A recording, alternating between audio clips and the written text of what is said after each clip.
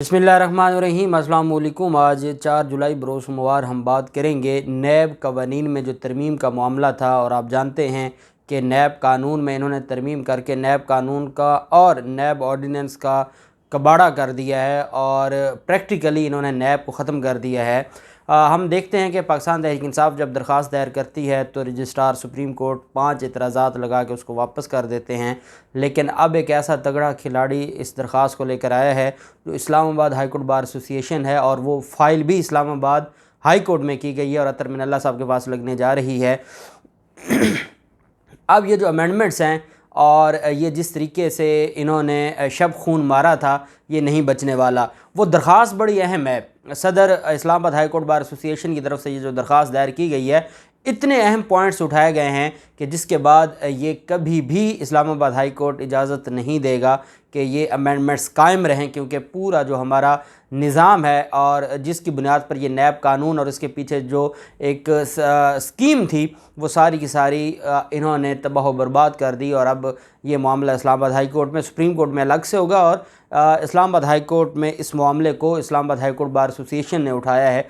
उसकी तफसील मैं आपके साथ शेयर करूँगा। ओवरसीज़ पाकिस्तानियों का जो हक़ है वो छीनने की कोशिश की गई और उस पर Imran Khan supreme court of Pakistan पहुँचे हैं। उसकी तफसील भी मैं आपके साथ शेयर करूँगा। इमरान खान का वादा है ओवरसीज़ पाकिस्तानियों के साथ कि वो हर हाल में ओवरसीज़ पाकिस्तानियों के मसाइल हल करेंगे, ओवरसीज़ पाकिस्तानियों को वोट का हक़ दिलवाएंगे। पहले उन्होंने अमेंडमेंट्स की, इस इम्पोर्टेड हुकूमत ने आके वो अमेंडमेंट्स ख़त्म कर दी। अब इमरान खान का जो वादा है वो ये है कि वो अदालतों में उनको जहाँ तक ये लड़ाई लड़नी पड़ी वो लड़ेंगे और ओवरसीज़ पाकिस्तानियों को हक़ दिलवाएंगे, और ये बहुत ज़रूरी है। उस दरख्वास्त की भी अहम तफसीलात मैं आपके साथ शेयर करूँगा। पहले तो मैं आपको बताता चलूँ कि आज लाहौर में जो बैंकिंग अदालत है वहाँ पर बड़ी अहम समाअत थी मोनस इलाही की मनी लॉन्ड्रिंग के मुकदमे में, और उनके साथ सेक्रेटरी पंजाब असम्बली मोहम्मद ख़ान भट्टी भी मौजूद थे और वो भी बतौर मुल्ज़िम अदालत में पेश हुए थे। अदालत में 24 अरब रुपए की मनी लॉन्ड्रिंग का ये मुकदमा है और लीगी रहनुमा जो काफ लीग के जो रहनुमा हैं उनके समेत मुल्ज़मान मोहम्मद ख़ान भट्टी और वाजिद अहमद भी अदालत के रूबरू पेश हुए।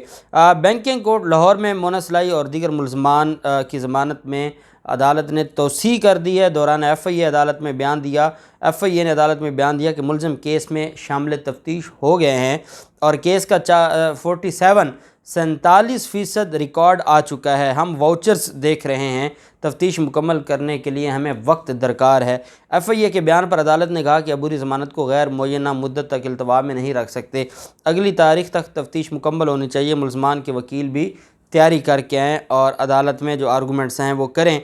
अदालत ने मोनस इलाही और दीगर मुल्ज़मान की जो अबूरी ज़मानत है उसमें 14 जुलाई तक की तोसी कर दी है और अब 14 जुलाई को दोबारा इसके ऊपर समाअत होगी। फिर मामला आ जाता है ओवरसीज़ पाकिस्तानियों का। अच्छा, एक तो मैं अपने जो मेरे ओवरसीज़ पाकिस्तानी हैं, और आप जानते हैं कि क्योंकि मेरे पास बहुत ज़्यादा केसेस हैं और हमारी कोशिश होती है कि हम ओवरसीज़ पाकिस्तानियों को जितना फैसिलिटेट कर सकें, उनकी जितनी खिदमत कर सकें हम करते हैं।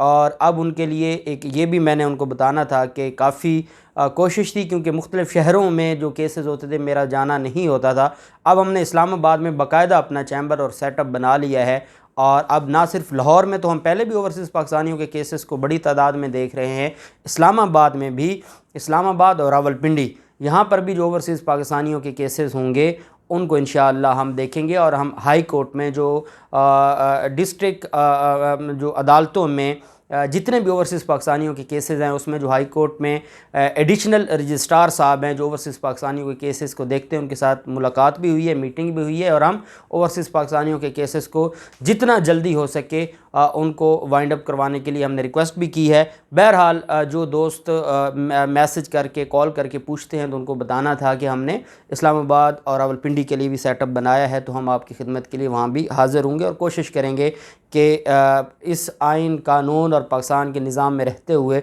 जो इंसाफ पॉसिबल है वो लिया जा सके।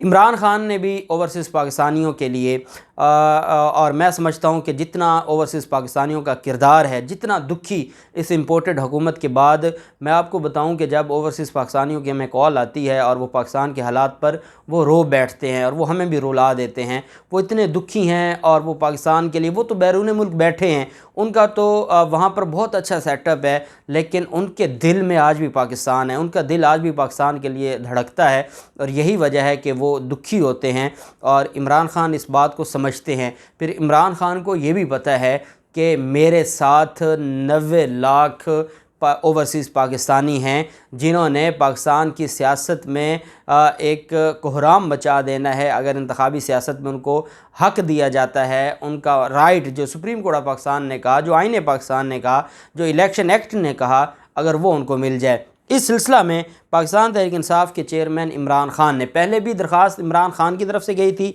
नैब तरमीमी ऑर्डीनेंस को जब चैलेंज किया गया था। अब ये दूसरी दरख्वास्त है, ये भी इमरान ख़ान ही की तरफ से गई है और ये जो दरख्वास्त दायर की गई है, इमरान ख़ान ने ओवरसीज़ पाकिस्तानियों के वोट से मुतल्लिक तरमीम सुप्रीम कोर्ट में चैलेंज की है। वो मैंने आपको बताया था कि जो रजिस्ट्रार की तरफ से ऑब्जेक्शंस लगते हैं वो इतने अहम नहीं होते और वो फिर जब चैम्बर अपील में मामला जाता है तो फिर जो वो चैम्बर में जज साहब हैं वो परमिशन दे देते हैं और फिर ये मामला अदालत में चला जाता है। तो जितने भी अहम केसेस हैं ऑब्जेक्शन लगता है और फिर वो बाद में रिमूव भी हो जाते हैं। इस वजह से मैं तो सिर्फ इस बात पे हैरान था कि कैसे आपने 5 ऑब्जेक्शंस लगा के पूरी एक जजमेंट डाली है। उस बात पे हमने खैर अपना इख्तलाफ भी किया था। इमरान खान की जानिब से ओवरसीज़ पाकिस्तानियों को वोट देने की सहूलत फराहम करने के लिए सुप्रीम कोर्ट में दायर दरख्वास्त में वफाक इलेक्शन कमीशन पाकिस्तान और नादरा को फ़रीक बनाया गया है। सुप्रीम कोर्ट में PTA चेयरमैन की जानिब से दरख्वास्त गुजार हैं उज़ैर करामत भंडारी साहब, बड़ा सीनियर नाम है और कॉन्स्टिट्यूशनल लॉ के, सिविल लॉ के बड़ा नाम है उज़ैर करामत भंडारी साहब। जैसे पिछले दिनों में नूर मोहम्मद अवान साहब हैं जो लाहौर में सिविल लॉ का एक बड़ा नाम है, तो उनकी भी मुलाकात हुई है इमरान ख़ान से। तो बड़े वकला पाकिस्तान तहरीक इंसाफ का हिस्सा बन रहे हैं, जिसकी वजह से पाकिस्तान तहरीक इंसाफ के जो कानूनी मामलात हैं और आइनी मामलात हैं वो काफ़ी हद तक मसले हल होंगे। बहरहाल दरख्वास्त में वफाकी हुकूमत की जानिब से हाल ही में इलेक्शन एक्ट में जो की गई तरमीम है उसको चैलेंज किया गया है। इमरान ख़ान ने दरख्वास्त में अदालत उज़्मा से अपील की है कि वो इलेक्शन एक्ट में वफाकी हुकूमत की जानिब से की गई तरमीम को गैर आइनी करार दे। दरख्वास्त में पाकिस्तान तहरीक इंसाफ के चेयरमैन ने इस्तदा की कि सुप्रीम कोर्ट, इलेक्शन कमीशन और दीगर हुकाम को ओवरसीज़ पाकिस्तानियों को दी गई वोट की सहूलत फरहमी का हुक्म दिया जाए। दरख्वास्त में ये भी इस्तदा की गई कि इलेक्शन कमीशन और दीगर हुकाम को ऐसे इंतज़ामात का हुक्म दिया जाए कि ओवरसीज़ पाकिस्तानी आइंदा आम इंतखाबात में सहूलत के ज़रिए वोट डाल सकें।